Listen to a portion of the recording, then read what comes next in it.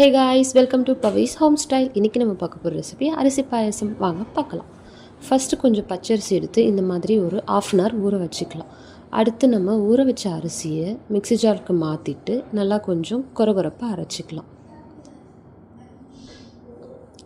அரைச்ச பேஸ்ட் பார்த்திங்கன்னா இந்த மாதிரி கொஞ்சம் ரவை பதத்தில் இருக்கணும்.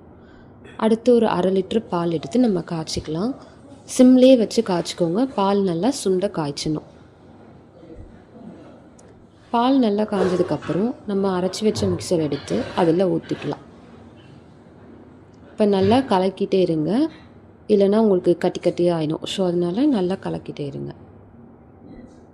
அடுத்து தேவையான அளவுக்கு கொஞ்சம் சர்க்கரை ஆட் பண்ணிக்கலாம். நாட்டு சர்க்கரை பிடிக்கும்னா நாட்டு சர்க்கரை ஆட் பண்ணிக்கோங்க. அப்படி இல்லைன்னா நம்ம ஒயிட் கலர் சுகரை ஆட் பண்ணிக்கலாம்.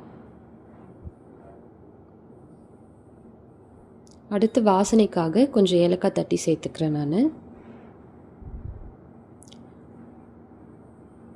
அண்ட் ஃபைனலாக ஒரு டேபிள் ஸ்பூன் நெய் ஆட் பண்ணி முந்திரி திராட்சை ரெண்டையுமே நம்ம அதில் வறுத்து எடுத்து ரெடி பண்ணி வச்சுருக்க பாயசத்தில் மிக்ஸ் பண்ணிக்கலாம்.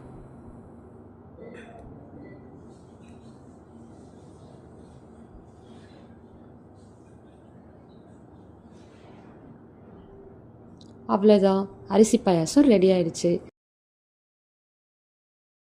தேங்க்ஸ் ஃபார் வாட்சிங். கைஸ், மறக்காமல் லைக் அண்ட் கமெண்ட் பண்ணுங்கள். நம்ம சேனலையும் சப்ஸ்கிரைப் பண்ணிடுங்க.